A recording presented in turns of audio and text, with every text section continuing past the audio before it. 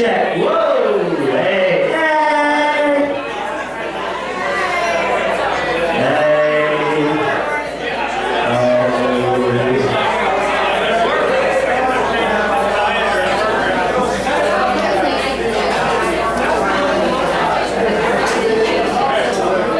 Hi, everybody. My name is Mack, and I'm going to talk into the microphone for a minute, and then, tonight is our monthly hand-to-hand haiku tournament under the theme of love and sex. Now, for me personally, in the summertime, there's not a better time to fuck. And fucking is the most revolutionary act you can commit. So love and sex borders on that. And I'm going to tell y'all a little story about the river people. Now, I don't watch American football no more because I think American football is exploitative and oppressive and just a spectacle for wealthy people to watch the poor and ignorant kill themselves. So I don't really get into it, but I used to. And I had a website called Armchair Linebacker, and we had this character named the Great Willie Young. And I want to tell you about the Great Willie Young and the river people. How many of y'all know about the river people?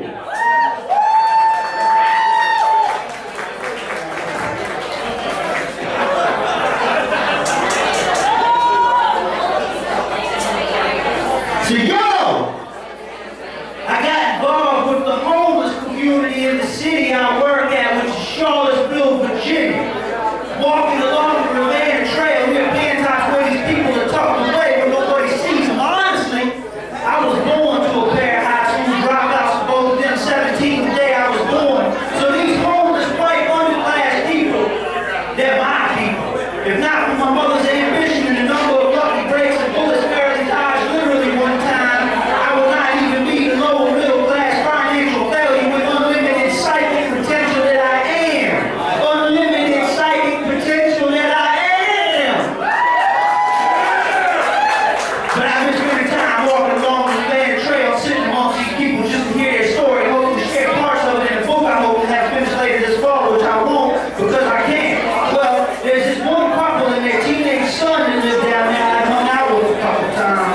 Kid seems to be about 18, kind of deal with it, but quiet as if he's waiting for something more. The dad's kind of sick, so perhaps the kid hangs around to help keep things taken care of. I don't know, because the kid don't talk much. Folks call him Judy, but I've heard another young kid, one that came referred to him as Marty.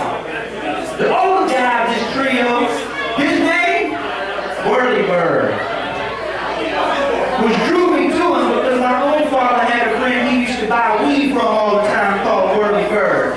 It's not the same guy for clarification, but I fondly remember being a kid sitting on the edge of a pull-out sofa couch at Whirlybirds while he and my dad smoked reefer and I'd watch TV.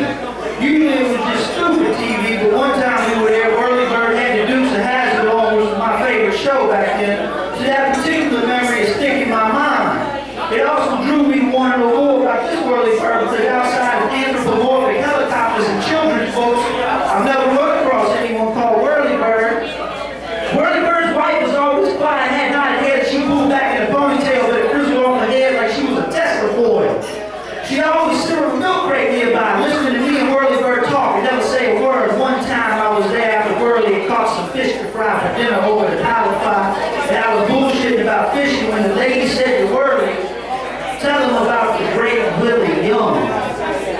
I was shocked and pretty taken aback by it, thinking I just misheard, because Willie Young's a player for the Detroit Lions. How the fuck these homeless people know about a Detroit Lions player? Do what, I asked? The Great Willie Young. Go on, Whirly, tell us about the Great Willie Young. I couldn't even talk, really. Freaked the fuck out with this crazy lady who had never talked in the 15 or so times I hung out at the homeless camp. Finally spoke up about what she did. I just looked at Whirly, who looked up from poking the fire on the child strike before looking back over to his old lady, then back down. Well, lady, you seem like one of us, though you ain't a river person. I heard you say you had a daughter who was named River, And she's always thought that made you one of us more than having a house and a job and shit would make you not one of us. And you've always been right with us and done good by us and ain't told nobody we down here. But river people, which is what we are, we ain't just here. River people is everywhere. And a lot of times, like around here, it looks just like white folks. But that's just how things break sometimes. We've been a couple places over in Richmond, on the east end for sure, where the river people are not just white folks. And even here, you go up the other side of the train track by where that old coal plant stands, there's a bunch of Mexican people over there, kids and all. River people, black, white, Mexican, we recognize each other. In fact, that's part of why you're one of us, because you got that look in your eyes. I don't know if you're bound to live down here in a couple of years, I wouldn't wish that on you at all, bro. Or you've been in the past or what, but you look like river people in the eyes. Anyway, the reason river people is because the river is the arteries of all this bullshit. I mean, you hear the interstate highway over there, and there's folks that think the interstates is the arteries of everything because they zip along like nothing between exit A and exit B and think it's the lifeline, but that ain't life at all. That's bullshit. The rivers is where life come from, where people stopped and built towns, and towns grew to cities, and cities grew into culture and shit like that. That happened by the river every fucking time, Raven. Every fucking time. He stood up and busted another pallet with his boot and started chunking the cheap white pine scraps into the fire. It's funny too, because along them highways they chase you off if you a river people. We go up there and try to panhandle a few dollars, they call the cops and run us off. But down here, ain't nobody care about a river. We go up and talk, build a quiet fire back in the edges of all that bullshit, won't nobody fuck with us. In fact, them motherfuckers afraid to come down here, Ray. That's why you seem like one of us too, because you ain't afraid to sit here around the fire by the goddamn river. This shit is real. That highway up there, that shit is fake. A bunch of bullshit sliding sideways into hell. Ladies spoke up again. Settle down, Worthy. Tell them about the goddamn Great Willie Young. Tell them. Worthy looked over at this old lady and back down at the fire. The Great Willie Young, Reagan. You know, I ain't just talking drunky bullshit, right? Like the origins of man was born along a riverbank. Whatever them rivers in Iraq was called the Tiger and the Euphrates. That's where the man first stopped being a fucking animal running wild around the madness that's inside us all. He tried to make something calm of it for himself. So he stopped running around mad and threw him up a tarp and built a little fire, and that was civilization.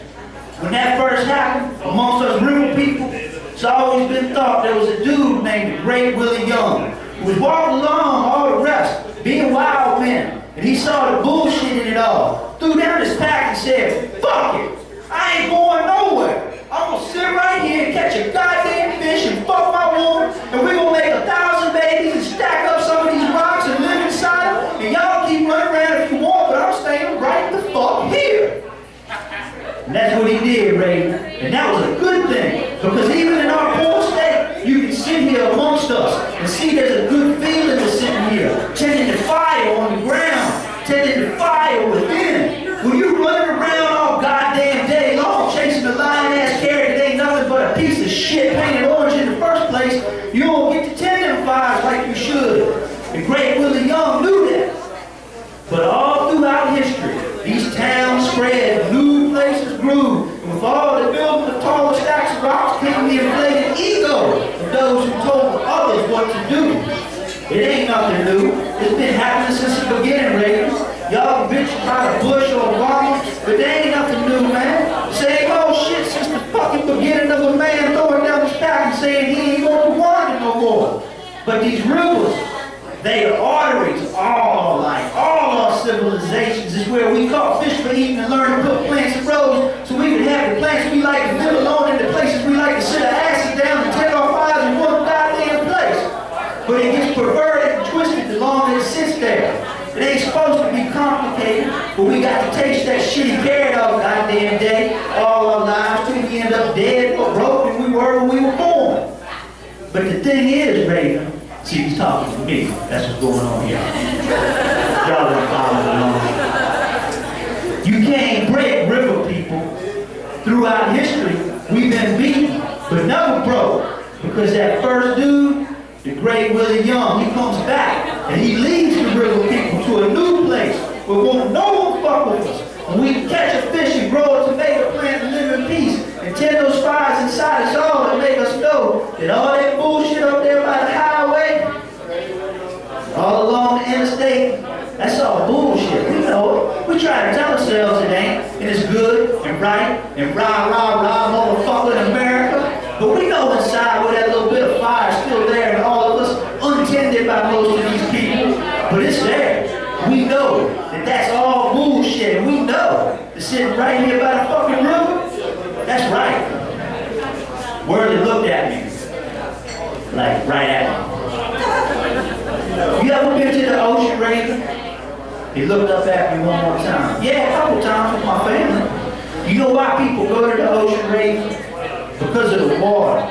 It cleans us. I don't mean like dirty ass in the gas station sink cleaning either. I mean it cleans us on the inside. That's why them old Baptist preachers dump your ass under the water. That's why rich folks still don't want nothing more than a week down at the beach sitting there looking at the water, sucking on a Corona. We all real people inside. We all got that fire. But shit's done pushed it away from it. But the great Willie Young, he always comes along one way or another. Ain't sure if he can't die, he does die. The spirit of that body just floats around like a tornado until it finds a new body. It flies down and new one rolls on like nothing happened. But that's Willie Young.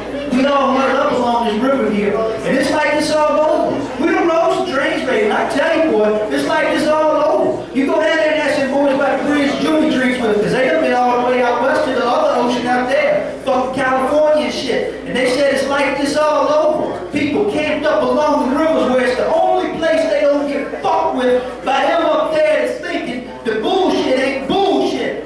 We everywhere. And I don't mean to sound disrespectful, but you might be here one day too, baby. That might be why you seem like us. You and your little girl River sitting right around the corner, hugging on the dollar store, talking like the rest of us. Ain't nothing wrong with it, Raven. We do what we gotta do. And we as river people, so we'll get by, we'll survive. One day, great Willie Young will come along again, and we all gonna walk up the rivers together. All of us meet up somewhere, thousands of us, millions of us, an army of people who know what's real and what ain't. And they'll be dangling them shitty ass carrots in front of the whole lot of us saying, why don't y'all come get you some of this carrot? It's what everybody wants. But the great Willie Young will throw down his pack and say, y'all motherfuckers is crazy, running around chasing nothing all goddamn day. We gonna sit right here, we gonna catch some fish, and we gonna make some babies, and we ain't gonna do a goddamn thing more than that. It's gonna be a beautiful thing, Raven. It's gonna be a right and beautiful thing. And Worthy Bird started poking the fire again. And I thought about mentioning the football player named Willie Young, but these real people, these hard-scrapper white folks in the middle of Virginia, they wouldn't know what the fuck that even meant. And then they think I wasn't one of them and one of these other people. So I kept it to myself. But I went to sleep that night on a Sam's Club mattress in a solid bedroom with a barely leaking roof that I struggled to keep up payments on. And I thought to myself, this is all bullshit. But that's okay. Because that fire is still in us all and it'll change. This is all going to change. Whether they want it to or not. That sleep I had years. So that's the river people, motherfuckers.